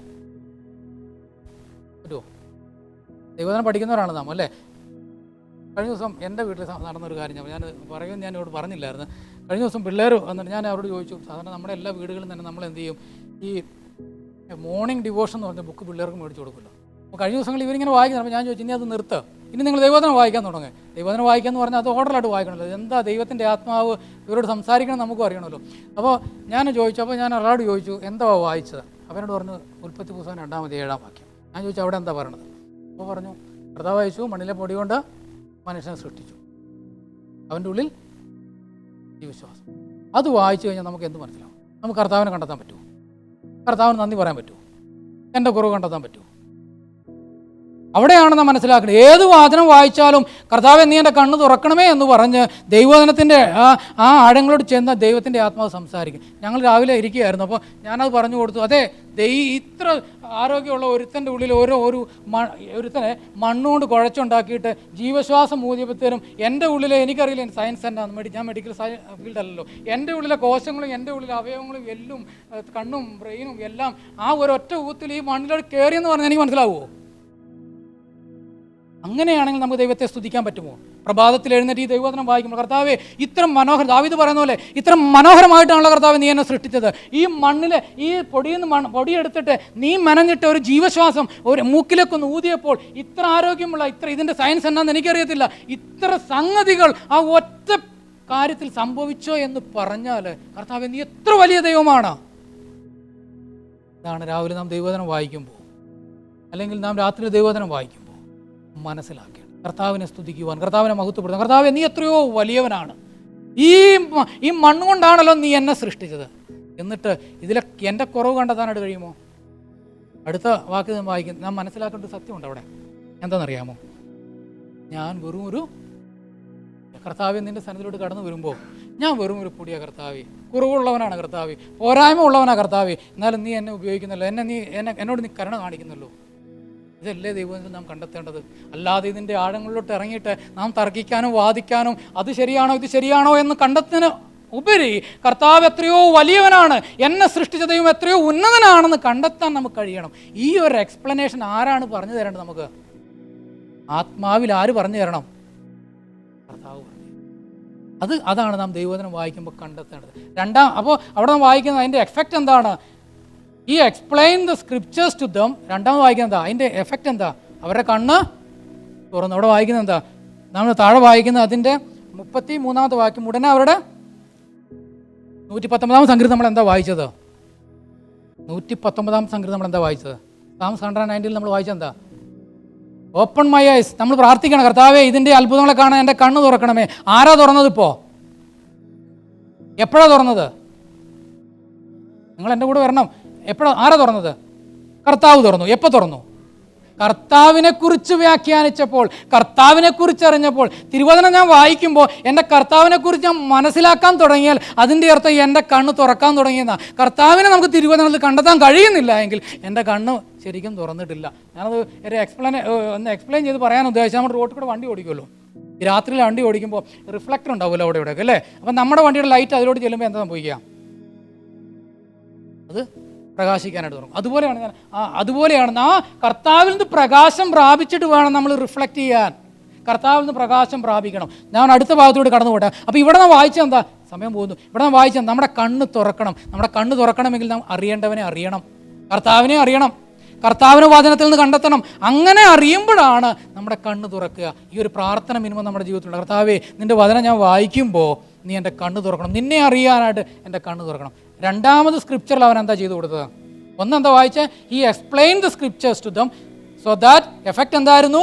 There eyes were open. രണ്ടാമത് കർത്താവ് എന്താ ചെയ്തത്? അല്ലല്ല, അതിൻ്റെ 32ാമത്തെ വാക്യം തെളിയിച്ചു കൊടുത്തു. അവിടെ വായിച്ചെന്താ? തെളിയിച്ചു കൊടുത്തത് ഞാൻ അവിടെ എഴുതിയിട്ടുണ്ട്. He proved the scriptures to them. അപ്പം കർത്താവ് എന്ത് ചെയ്തു? എക്സ്പ്ലെയിൻ ചെയ്ത് കൊടുക്കുക മാത്രമല്ല, തെളിയിച്ചു കൊടുത്തു. തെളിയിച്ചു കൊടുക്കുക എന്ന് പറഞ്ഞതാ തെളിയിക്കുന്ന അങ്ങനെ. അതെന്താ തെളിയിച്ചപ്പോൾ എന്താ അവർക്ക് സംഭവിച്ചെന്ന് നോക്കി. തെളിയിച്ചപ്പോൾ എന്താ സംഭവിച്ചത്? അവരുടെ ഹൃദയം ഉള്ളിക്കത്തി, തീ കത്തണം. ദൈവവചനം കേൾക്കുമ്പോൾ, ദൈവവചനം ധ്യാനിക്കുമ്പോൾ എന്ത് സംഭവിക്കും? പാട്ട് പാടുമ്പോൾ വായിക്കും അല്ലേ? പാട്ട് പാടുമ്പോൾ ധ്യാനിക്കുമ്പോൾ തീ കത്തുന്നൊക്കെ പാടുന്നുണ്ട് നമ്മൾ. ദൈവവചനം വായിക്കുകയും ധ്യാനിക്കുകയും ചെയ്യുമ്പോൾ നമ്മുടെ ഉള്ളിൽ എന്തുണ്ടാവണം? തീ കത്തുക എന്ന് പറഞ്ഞാൽ എൻ്റെ ഉള്ളിൽ ചെറിയൊരു ലൈറ്റാണുള്ളത്. ഞാൻ ലോകത്തിൻ്റെ വെളിച്ചമാണ്, ശരിയാണ്. കർത്താവിൽ നിന്ന് പ്രാപിച്ച് ലഭിച്ചമാണ് വെളിച്ചമാണ് എനിക്കുള്ളത്. പക്ഷേ ആ വെളിച്ചത്തിലോട് നീതി സൂര്യൻ്റെ വെളിച്ചം അങ്ങ് ടച്ച് ചെയ്യുമ്പോൾ, ദൈവവചനത്തിൻ്റെ ധ്യാനത്തിലൂടെ ടച്ച് ചെയ്യുമ്പോൾ അതങ്ങ് പ്രകാശിക്കണം. അത് ശരിക്കും അങ്ങ് കത്തണം. ഈ ഒരു കത്തൽ ദൈവവചന പഠനത്തിലും ദൈവവചന ധ്യാനത്തിലും നമ്മുടെ ജീവിതത്തിൽ ഉണ്ടാവണം. ഇങ്ങനെയൊക്കെയാണ് നമ്മൾ ദൈവവചനം പഠിക്കുകയും മനസ്സിലാക്കുകയും ചെയ്യുന്നത്. ഇതിനോട് സമയമാണ് നമുക്ക് അല്ലേ? ഇങ്ങനെയൊക്കെ പഠിക്കണം. നമ്മൾ ഇരുന്ന് വായിക്കുകയും പഠിക്കുകയും ചെയ്യണം. അപ്പോൾ ഇവിടെ വായിച്ചെന്താ? അവരുടെ ഉള്ളിൽ കത്തിക്കൊണ്ടിരുന്നു. കത്തുക എന്ന് പറഞ്ഞാൽ നമ്മൾ ഇന്ന് പ്രാർത്ഥിച്ചപ്പോൾ വിനോദിച്ചാൻ ഓർത്തു, ഇരുവായ്ത്തലുള്ള വാൾ അല്ലേ? അകത്തോട് ചിലപ്പോൾ കത്താൻ നേരത്തെ കുത്തിയാൻ കയറും ചിലപ്പോൾ. അപ്പം വളരെ ഗൗരവത്തോടെ കർത്താവ് എന്താണ് ഈ വചനത്തിൽ എന്നോട് സംസാരിക്കുന്നതെന്ന് കണ്ടെത്താനായിട്ട് കഴിയണം. മൂന്നാമത് സ്ക്രിപ്ചറിൽ അവൻ എന്താ ചെയ്തു കൊടുത്തത്? അതിൻ്റെ 45ാമത്തെ വാക്യം. 3 പ്രാവശ്യം തിരുവഴുത്ത് നമ്മുടെ അടുത്ത് പറയുന്നുണ്ട്. ഒന്ന് തിരുവഴുത്ത് അവർക്ക് എക്സ്പ്ലെയിൻ ചെയ്ത് കൊടുത്തു. He explain the scriptures to them. So അവരുടെ കണ്ണ് തുറന്നു. 2, ഹി പ്രൂവ്ഡ് ദ സ്ക്രിപ്ചേഴ്സ്. അവരുടെ ഉള്ളിൽ തീ കത്തി, ചെറിയ കത്തി ഉണ്ടായിരുന്നു, അതിനകത്ത് വലിയൊരു തീ കത്തലുണ്ടായി. ആ പ്രകാശം മുഴുവനായിട്ട് അവൻ ചെന്നു. മൂന്നാമത് വായിക്കുന്ന എന്താ? അവനത് അവർക്ക് മനസ്സിലാകത്തക്ക രീതിയിൽ എന്ത് ചെയ്തു? എക്സ്പ്ലെയിൻ ചെയ്തു കൊടുത്തു. He made them understand the meaning of the scriptures. അപ്പോൾ എന്താ സംഭവിച്ചേ? അവരുടെ ബുദ്ധിയെ തുറന്നു. പ്രിയമുള്ളവർ, നമ്മുടെ ബുദ്ധിയെ തുറക്കണം. ഈ ബുദ്ധി എന്നൊക്കെ പറഞ്ഞാൽ നമ്മുടെ മൈൻഡ് എന്ന് പറഞ്ഞാൽ നമ്മൾ മനസ്സിലാക്കണം. വായിക്കാൻ സമയമില്ല. 2 ദിനവൃത്താന്തം 16:9 ഒരു വാക്യമുണ്ട്. എന്താണെന്നറിയോ? തങ്കൽ ഏകാഗ്ര ചിത്തന്മാരായിരിക്കുന്നവർക്ക് വേണ്ടി തന്നെത്താൻ ബലവാനെന്ന് കാണിക്കുന്നൊരു ദൈവമുണ്ട്. ഞാൻ കർത്താവിൻ്റെ സന്നിധിയിൽ സമയം സ്പെൻഡ് ചെയ്യുന്നുണ്ടെങ്കിൽ, when I am spending time with God, ദൈവവചനവുമായിട്ട് ഞാൻ സമയം ചെലവഴിക്കുന്നുണ്ടെങ്കിൽ, അതിൽ ഞാൻ സമയം ഏകാഗ്രതയോടെ ഇരിക്കുന്നുണ്ടെങ്കിൽ, ദൈവം ശക്തനാണെന്ന് എന്നിൽ തെളിയിക്കും അവൻ. പക്ഷെ നാം സമയം ചെലവഴിക്കണം. ഇല്ല എങ്കിൽ ഞാൻ മുമ്പ് പറഞ്ഞ പോലെ ദൈവവചനം വായിക്കുന്നു, 34 വർഷമായിട്ട് എന്നെ നോക്കിയിട്ട് കർത്താവ് പറടാ, യു ആർ ഫൂളിഷ്, നീ ഇത് പിടിച്ചുകൊണ്ട് നടക്കുന്നുണ്ട്, പക്ഷേ നിനക്ക് ഇതിനകത്തൊന്നും മനസ്സിലായിട്ടില്ല, നീ പറഞ്ഞാൽ മനസ്സിലാകാത്ത ഒരു മന്ദബുദ്ധിയാണെന്ന് എന്നെ നോക്കി കർത്താവ് പറയും. ഇതിൻ്റെ ഉള്ളിൽ ആഴങ്ങളിലേക്ക് ഇറങ്ങാൻ നാം ദൈവസന്നിധിയിൽ ഇരുന്നേ മതിയാകേ ഉള്ളൂ. ദൈവത്തോട് സഹായം ചോദിച്ച ആത്മാവിൽ ദൈവവചനം വിവേചിച്ചറിഞ്ഞേ മതിയാകേ ഉള്ളൂ. 3 കാര്യങ്ങൾ നമ്മൾ കണ്ടു. ഒന്നെന്താ? He explain the scriptures, he proved the scriptures, he made them understand the scriptures. ഈ സ്ക്രിപ്ചേഴ്സ് നമ്മൾ അണ്ടർസ്റ്റാൻഡ് ചെയ്ത് കഴിഞ്ഞാൽ സംഭവിക്കുന്നത് എന്താ? നമ്മൾ ആദ്യം നമ്മൾ പറഞ്ഞ വാക്കിനകത്ത് എന്താ കണ്ടത്? You are mistaken. എന്തായിരുന്നു നമ്മുടെ ആദ്യത്തെ വാക്യം?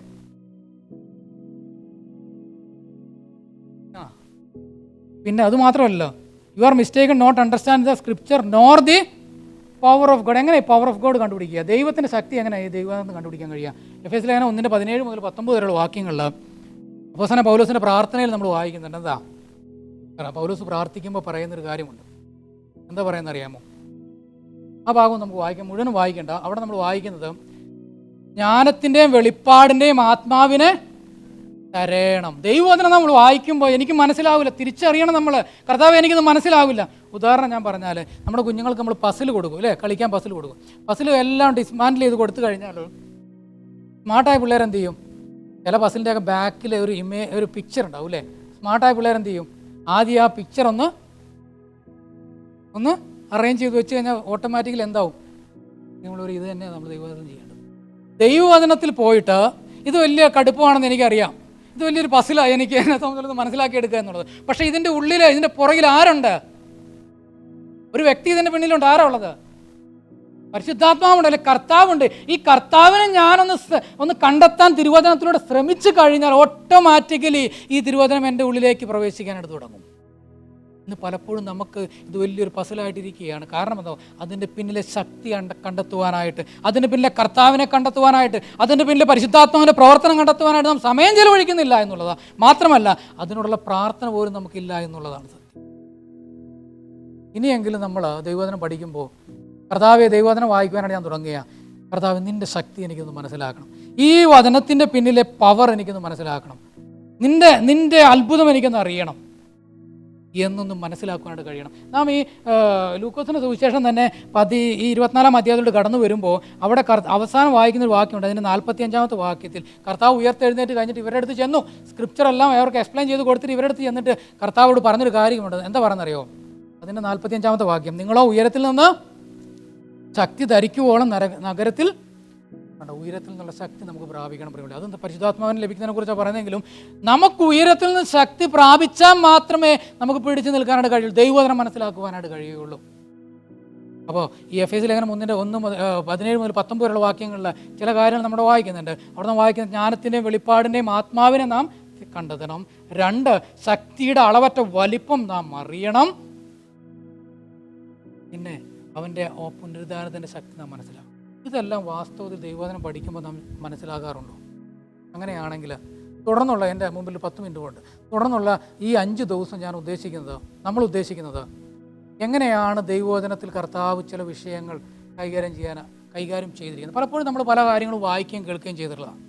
ഞാൻ പറഞ്ഞല്ലോ, ഈ വിഷയം എടുക്കാനുണ്ടായ കാരണമെന്ന് പറഞ്ഞാൽ എന്തൊക്കെയാണ് നമ്മൾ കൈകാര്യം ചെയ്യുന്നുള്ളത് 5 വിഷയം മാത്രമേ ഉള്ളൂ. എന്തുകൊണ്ട് ഈ വിഷയത്തിൽ വന്നു എന്ന് ചോദിച്ചു കഴിഞ്ഞാൽ പല പ്രാവശ്യം പലരിൽ നിന്നും ഈ സംശയം എൻ്റെ അടുത്ത് വന്നിട്ടുണ്ട്.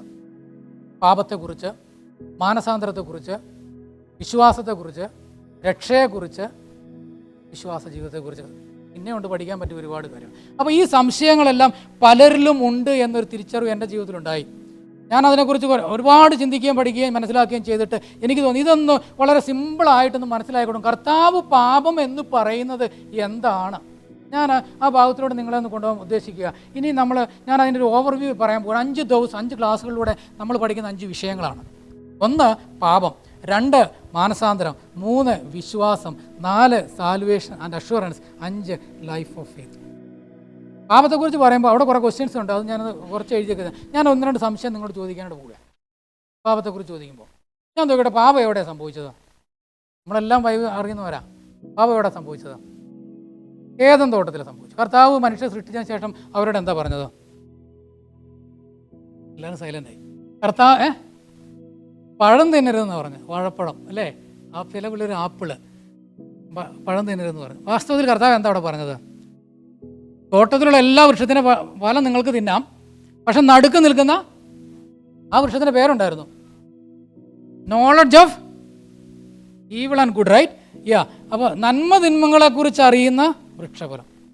ഞാൻ ചോദിക്കട്ടെ, നമുക്ക് ഇവിടെ കുഞ്ഞുങ്ങളൊക്കെ ഉണ്ടല്ലോ, ഈ കുഞ്ഞുങ്ങളൊക്കെ ഒന്ന് എത്രയും പെട്ടെന്ന് ഇവർ ഈ കുസൃതിയൊക്കെ മാറി ഒരു വീട്ടിൽ കുസൃതി എടുക്കുന്നു, തീയുടെ അടുത്ത് പോയി കൈ വെക്കുന്നു, അല്ലെങ്കിൽ കത്തി എടുക്കുന്നു. ഇവരൊന്നും നന്മയും തിന്മയും ഒന്ന് തിരിച്ചറിയുന്ന ഒരു കാലം എത്തിയിരുന്നെങ്കിൽ എത്രയോ മാതാപിതാക്കൾ ആഗ്രഹിച്ചിട്ടുണ്ടാവും അല്ലേ? ഇല്ലേ? ഇവർക്കൊന്ന് പെട്ടെന്ന് ഈ തെറ്റിലേക്കും ചാടാതെ എത്രയും പെട്ടെന്ന് കുറച്ചൊന്ന് പറഞ്ഞാൽ കേൾക്കുന്ന ഒരു പ്രായമായാൽ മതിയായിരുന്നെന്ന് ആഗ്രഹിക്കുന്ന മാതാപിതാക്കളില്ലേ? ശരിയല്ലേ? എപ്പോഴും പോയി തീയുടെ മുമ്പിൽ കൈവച്ച് കൊടുക്കുന്നു, കത്രിക എടുക്കുന്നു, അല്ലെങ്കിൽ നൈഫ് എടുക്കുന്നു. ഇവരൊന്നും കർത്താവ് ഇന്ന് ശരിയാവണ്ണം ഒന്ന് നന്മയും തിന്മയും തിരിച്ചറിഞ്ഞാൽ കൊള്ളാവുന്ന ഒരു പ്രായത്തിലൂടെ എത്തിയിരുന്നെങ്കിൽ എന്ന് ആഗ്രഹിക്കില്ല നമ്മൾ, ഇല്ലേ? എല്ലാ മാതാപിതാക്കളും ആഗ്രഹിക്കും. കർത്താവ് അത് ആഗ്രഹിച്ചില്ലേ? കർത്താവ് എന്താ അവിടെ പറയുന്നത്? നന്മയും തിന്മയും തിരിച്ച് അറിയണമെന്നാണ് കർത്താവ് പറഞ്ഞത്. അവിടെ വായിച്ച ഉൽപ്പത്തി പുസ്തകത്തിലോട്ട് പോകാം നമുക്ക്. ഞാൻ ആ വിഷയം ഡീറ്റെയിൽ ആയിട്ട് പറയും. എന്നാലും അവിടെ കർത്താവ് പറയുന്നത് എന്തറിയോ? നിങ്ങൾ 2:17, ജനസിസ് 2:17, നിങ്ങൾ നന്മതിന്മകളെക്കുറിച്ചുള്ള അറിവിൻ്റെ വൃക്ഷത്തിൻ്റെ ഫലം തിന്നരുത്, തിന്നുന്ന ആൾ നിങ്ങൾ. അപ്പോൾ അതിൻ്റെ അർത്ഥം ഈ വൃക്ഷഫലം തിന്നാൽ നിങ്ങൾക്ക് നന്മയും തിന്മയും തിരിച്ചറിയാൻ പറ്റും. അതുകൊണ്ട് ഇത് തിന്നരുത്. അപ്പോൾ കർത്താവ് നമ്മൾ നന്മ അറിയുന്നത് ഇഷ്ടമല്ലേ? ദൈവത്തിന് നമ്മൾ തിന്മയെ മനസ്സിലാക്കുന്നത് ഇഷ്ടമല്ലേ? ചോദ്യമല്ലേ, സംശയമല്ലേ? ഈ ചോദ്യമെല്ലാം ഞാൻ നിങ്ങൾക്ക് വിട്ടുവരിക. അടുത്ത ആഴ്ച നമ്മൾ പഠിക്കുന്നതിന് മുമ്പ് നിങ്ങൾ ചിന്തിച്ച് വരണം.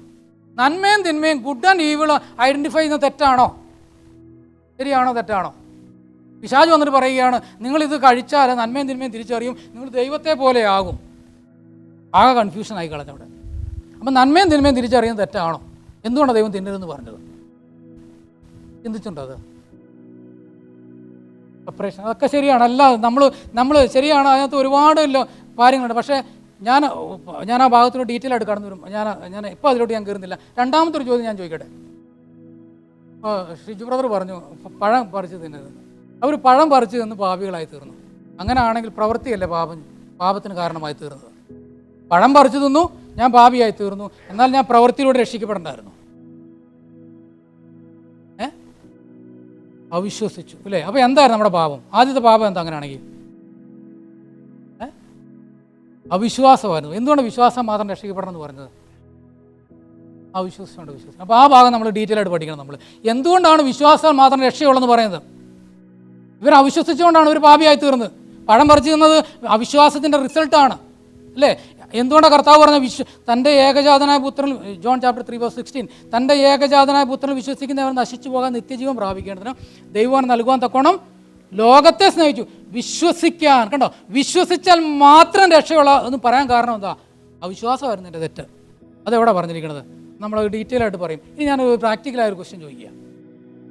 നമ്മൾ സമയം കഴിയാനേ, നമ്മൾ സീബ്ര ക്രോസിംഗ് ഉള്ള റോഡിൽ കൂടെ നടക്കുമ്പോഴേ, ആദ്യം ഞാൻ സീബ്ര ക്രോസിംഗ് വളരെ ദൂരെ, അപ്പോൾ ഞാൻ അങ്ങോട്ട് പോയില്ല, ഞാൻ ഇതിലേയും ക്രോസ് ചെയ്തു. പോലീസ് പിടിച്ചില്ല, അടിച്ചില്ല, ഫൈൻ അടിച്ചില്ല. രണ്ടാം വട്ടം പോയി, മൂന്നാം വട്ടം പോയി. ഒരു പ്രാവശ്യം എനിക്ക് എന്ത് ചെയ്തു? ഫൈൻ അടിച്ചു എന്ന് വിചാരിക്കുക. 400 രൂപ ഫൈൻ അടിച്ചു. പെട്ടെന്ന് നമ്മൾ എന്ത് ചിന്തിക്കും? ഏടാ സീബ്ര ക്രോസിംഗ് വെച്ച് ക്രോസ് ചെയ്താൽ മതിയായിരുന്നു, വെറുതെ 400 പോകേണ്ടത്. ഒരു ഉള്ളിൻ്റെ ഉള്ളിൽ എന്തോ ഒരു വിഷമം, അല്ലേ? അപ്പോൾ അതിൻ്റെ മുമ്പ് 2-3 അത് കുറ്റബോധമാണോ ശരിക്കും? അത് ഈ സീബ്ര ക്രോസിംഗ് അല്ലാതെ റോഡ് മുറിച്ച് കിടക്കുന്നത് തെറ്റാണോ? പാപം എന്ന് പറഞ്ഞാൽ എന്താ? റോമാലേഖനത്തിൽ നമ്മൾ പഠിച്ചു വരാം. പാപം എന്ന് പറഞ്ഞാൽ മിസ്സിങ് ദ മാർക്ക്. ഓക്കെ, അവിടെ റോമാലേഖനം 1:27-28 വായിക്കുമ്പോൾ ക്ലിയർ ആയിട്ട് പറയുന്നുണ്ട്. യോഹന്നാൻ ലേഖനത്തിൽ പറയുന്നുണ്ട് പാപം എന്ന് പറഞ്ഞാൽ ലോലെസ്നെസ്, സിൻ ഈസ് ലോലെസ്നെസ്. അതുപോലെ പാപത്തെക്കുറിച്ച് റോമാലേഖനം പറയുന്നത് നിയമലംഘനം പാപം. അങ്ങനെയാണെങ്കിൽ നിങ്ങൾ എന്നെ തെറ്റിദ്ധരിക്കരുത്. ഈ റോഡ് ക്രോസ് ചെയ്യുന്ന സീബ്ര ക്രോസിംഗ് അല്ലാതെ മറുഭാഗത്ത് റോഡ് ക്രോസ് ചെയ്താൽ തെറ്റാണോ ശരിയാണോ എൻ്റെ ചോദ്യം? പാപമാണോ അത്? ലംഘനമെല്ലാം പാപമാണ്. നിയമലംഘനം പാപമാണോ? അങ്ങനെയെങ്കിൽ തെറ്റാണത്, അല്ലേ? ഞാൻ ചോദിക്കട്ടെ, എത്ര പേർ കുറ്റബോധം വന്നിട്ടുണ്ട് ഈ സീബ്ര ക്രോസിംഗ് വഴി അല്ലാതെ റോഡ് ക്രോസ് ചെയ്തിട്ട്? നമുക്ക് കുറ്റബോധം വരുന്നുണ്ടോ? എന്താ നമുക്ക് കുറ്റബോധം വരാതെ?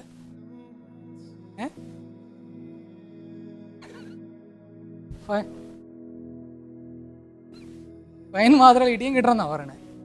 എന്തുകൊണ്ട് കുറ്റം? നമ്മൾ ദൈവമക്കളല്ലേ, ദൈവത്തിൻ്റെ ആത്മാ നമ്മുടെ ഉള്ളിലില്ലേ? എന്തുകൊണ്ട് നമുക്ക് കുറ്റബോധം വരാതെ?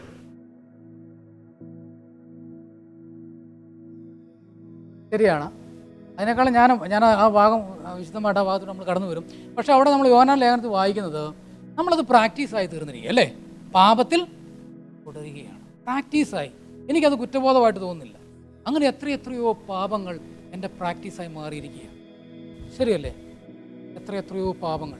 കർത്താവ് പറയാണ് എല്ലാ നിയമലംഘനവും പാപമാണ്. കർത്താവ് പറയാണ് അത് ഗവൺമെൻറ് വരുത്തിയ നിയമമാണെങ്കിലും തിരുവചനത്തിലുള്ള നിയമമാണെങ്കിലും എല്ലാ നിയമലംഘനവും പാപമാണെങ്കിൽ എനിക്ക് ആ കുറ്റബോധം വരുന്നില്ല. ഞാൻ ദൈവത്തിൻ്റെ മകനാ, കുറ്റബോധം വരുന്നില്ല. എന്താ കാരണം? I am used to do that. ഞാനത് ചെയ്തങ്ങ് ശീലിച്ചു പോയി. ശീലം കൊണ്ട് എനിക്ക് കുറ്റബോധം വരുന്നില്ല. അപ്പോൾ എന്തോ കാര്യമായിട്ട് പ്രശ്നമുണ്ട്. ഞാൻ രക്ഷിക്കപ്പെട്ടില്ലെന്നൊന്നും പറയുന്നില്ല കേട്ടോ, തെറ്റിദ്ധരിക്കരുത്. എന്തോ പ്രശ്നം നമുക്കുണ്ട്. അപ്പോൾ അതൊക്കെ നമ്മൾ ഐഡൻറ്റിഫൈ ചെയ്യണം. പിന്നെ ഞാൻ രണ്ടാമത്തെ വിഷയത്തിൽ നമ്മൾ കവർ ചെയ്യാൻ പോകുന്നത്, ഞാനതൊരു ഓവർവ്യൂ പറഞ്ഞു മാത്രമേ ഉള്ളൂ. അവിടെ കുറച്ച് രണ്ടാമത് നമ്മൾ ചോദിക്കുക, ആദമും ഹവ്വയും പാപം ചെയ്ത് കഴിഞ്ഞപ്പോൾ അവർക്ക് കുറ്റബോധം ഉണ്ടായോ?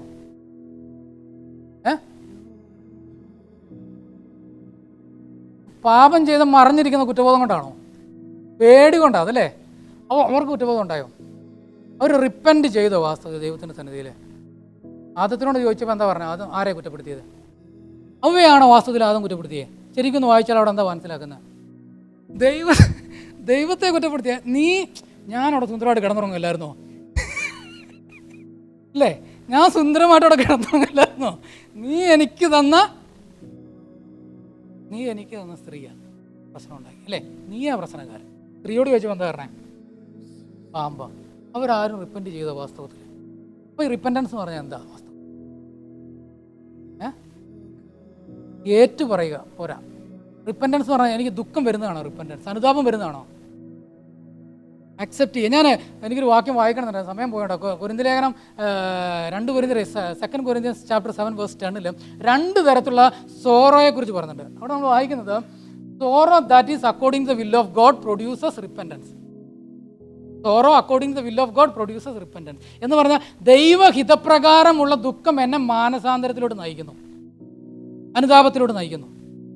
മാനസാന്തരം എന്നെ ഉളവാക്കുന്നു. ഇംഗ്ലീഷിൽ അങ്ങനെ എഴുതിയിരിക്കുന്നത് അല്ലേ? 2 അതിന് തൊട്ട് താഴെ വായിക്കുന്നത് ലോകപ്രകാരമുള്ള ദുഃഖം, അല്ലേ? അവിടെ ഇംഗ്ലീഷ് വായിക്കുന്നത് എന്താ? Sorrow of the world produces death. അപ്പോൾ 2 തരത്തിലുള്ള സോറോ ഉണ്ട്. ഒന്നെന്താ? Sorrow according to the will of God, sorrow according to the world. ഉദാഹരണം പറയാമോ? Sorrow according to the world. Correct. Yudas Iscariot അവനും അത് അനുദപിച്ചില്ലേ? അനുദപിച്ചോ? അവൻ പോയിട്ട് കർത്താവ് അവൻ തെറ്റ് ചെയ്തു, അവൻ തെറ്റെന്ന് മനസ്സിലാക്കി അവൻ എന്ത് ചെയ്തു? ആ കാശ് കൊണ്ട് ദേവാലയത്തിൽ കൊണ്ട് എറിഞ്ഞു കളഞ്ഞിട്ട് അനുദപിച്ചിട്ട് പറഞ്ഞിട്ട് അവൻ തെറ്റ് അവൻ പോയി മരിച്ചു കളഞ്ഞു. അതാണ് ബെസ്റ്റ് എക്സാമ്പിൾ. ഓക്കെ, ഇനി ദൈവഹിത പ്രകാരമുള്ളൊരു പാപം ചെയ്ത ഒരു വ്യക്തി ഏറ്റു പറഞ്ഞായിട്ട് പറയാൻ പറ്റുമോ എക്സാമ്പിൾ? പത്രോസൊക്കെ ഉണ്ട്. നമ്മൾ ആ ഭാഗം പഠിക്കുമ്പോൾ കുറച്ച് ഡീറ്റെയിൽ ആയിട്ട് പഠിക്കും. ഞാനൊരു എക്സാമ്പിൾ എടുത്ത് പറയാം. ഡേവിഡ്. അച്ഛൻ പറഞ്ഞു ഡേവിഡാണോ ഏറ്റവും വലിയ പാപം ചെയ്ത? യൂദയാണോ? നമ്മൾ യൂദയെ പറയുള്ളൂ അല്ലേ? കാരണം ഡേവിഡ് നമ്മുടെ സ്റ്റാറാണ്, അല്ലേ? ഡേവിഡ് ഒരു കൊലപാതകനാണ്. യൂദ ആരെങ്കിലും കൊന്നോ? യൂദ ആകെ ചെയ്തത് എന്താ? ഒരു 30 വെള്ളിക്കാശിന് വേണ്ടി ആ നാഥനെ ഒന്ന് ഉമ്മ വെച്ച് കൊടുത്തു, അല്ലെങ്കിൽ ചുംബനം ചെയ്ത് ഒന്ന് പരിചയപ്പെടുത്തി കൊടുത്തു. ഇത്രയല്ലേ ചെയ്തുള്ളൂ? അതെ, യുദ്ധഗതി അല്ലേ? യൂദ അനുദപിച്ചില്ല. യൂദ അനുദപിച്ചു, മരിച്ചു.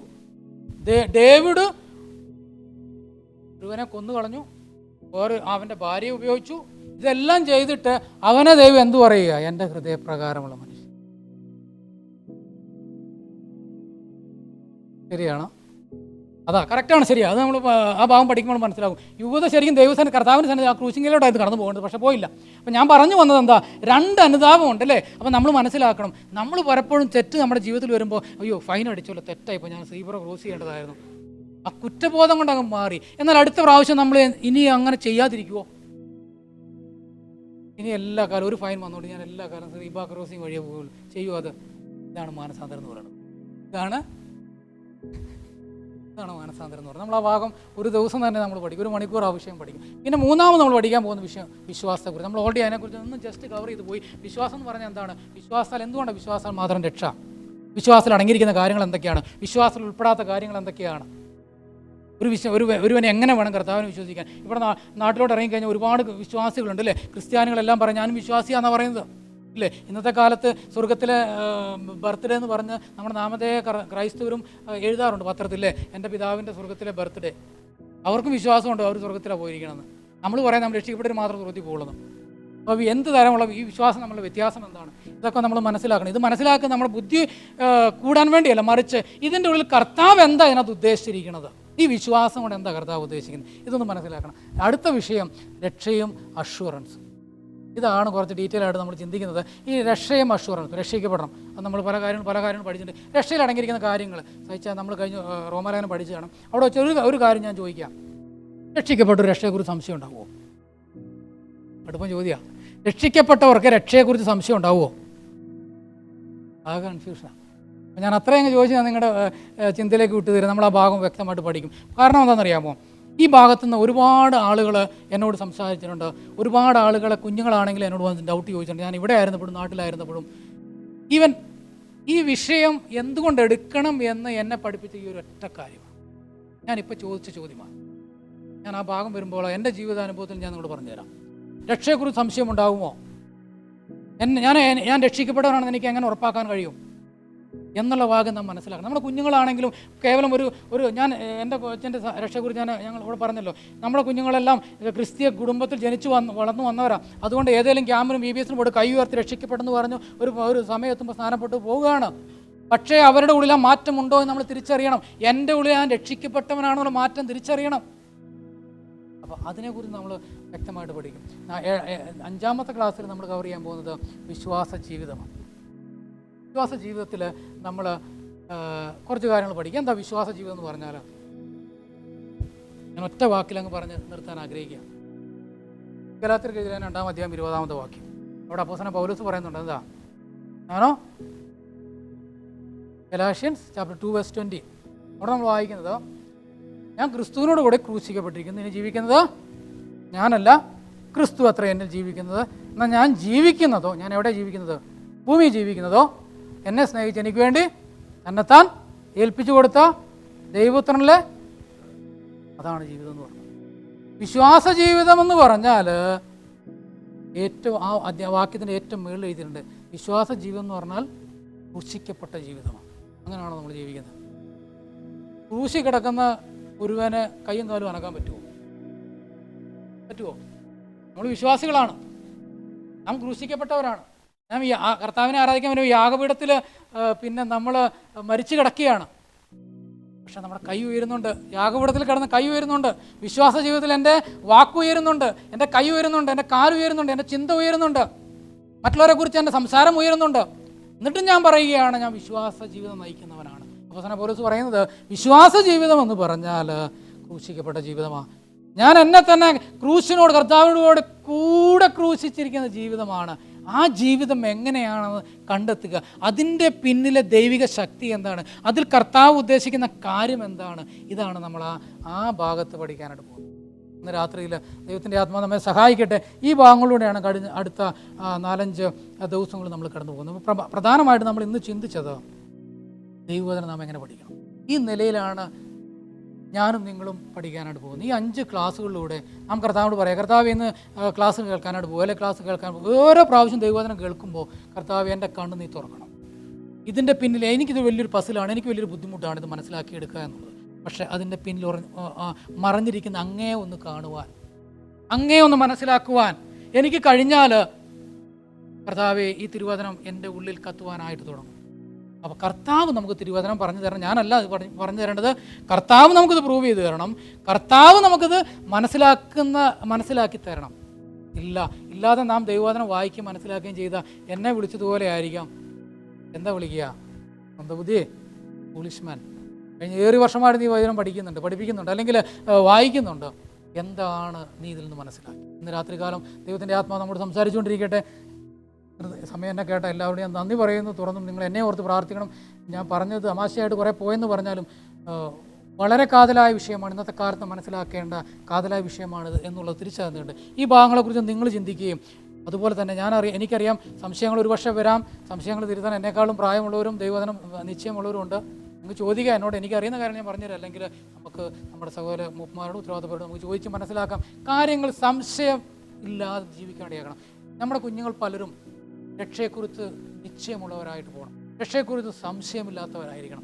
ഞാനും നിങ്ങളും രക്ഷയെക്കുറിച്ച് സംശയമില്ലാത്തവരായിരിക്കും. ഞാൻ ചോദിക്കട്ടെ, ഒരുപാട് പേരുണ്ട് പ്രിയമുള്ള, ഒരുപാട് പേരുണ്ട് ആ നിലയിൽ വിഷമം അനുഭവിക്കുന്ന ഒരുപാട് പേരുണ്ട്. ഞാൻ ഒരുപാട് പേര് സംസാരിച്ചിട്ടുണ്ട്. ആ ഉറപ്പ് നമ്മുടെ ജീവിതത്തിൽ ഉണ്ടാവണം. അതെന്തുകൊണ്ട് അങ്ങനെ വരുന്നു നാം തിരിച്ചറിയണം. ദൈവമായ കർത്താവ് സഹായിക്കട്ടെ. തുടർന്ന് എന്നെയും നിങ്ങൾ പ്രാർത്ഥനയിൽ ഓർക്കണം. ഇത് പഠിച്ചു വേണം പഠിപ്പിക്കാൻ. ഞാൻ പഠിപ്പിക്കുകയല്ല, നമ്മൾ ഒന്നിച്ച് പഠിക്കുക. നാം പഠിച്ചാണ് നമ്മൾ ഒന്നിച്ച് പഠിക്കുന്നത്. ആ നില ദൈവം സഹായിക്കട്ടെ. ഇന്ന് നാം കേട്ട ഒറ്റ കാര്യം മാത്രം ഞാൻ നിങ്ങൾക്കൊരു ഹോംവർക്കായിട്ട് തരുന്നുള്ളൂ. ഇന്ന് മുതൽ ദൈവവചനം തുറക്കുമ്പോൾ, കർത്താവ് നീ എൻ്റെ കണ്ണ് തുറക്കണം. ഇതിൻ്റെ പിന്നിലെ കർത്താവിനെ തിരിച്ചറിയുവാൻ, ഇതിൻ്റെ പിന്നിലെ ദൈവിക മഹത്വം, ഈ വാക്യത്തിൻ്റെ പിന്നിലെ ദൈവിക മഹത്വം മനസ്സിലാക്കാൻ എന്നെ ഇടയാക്കണമെന്നുള്ള പ്രാർത്ഥനയോടെ ഓരോ പ്രാവശ്യം ദൈവവചനം വായിക്കുവാൻ ദൈവമായ കർത്താവ് നമ്മെ സഹായിക്കട്ടെ. അവൻ്റെ വലിയൊരു നാം വാഴ്ത്തപ്പെടുമാറാകട്ടെ.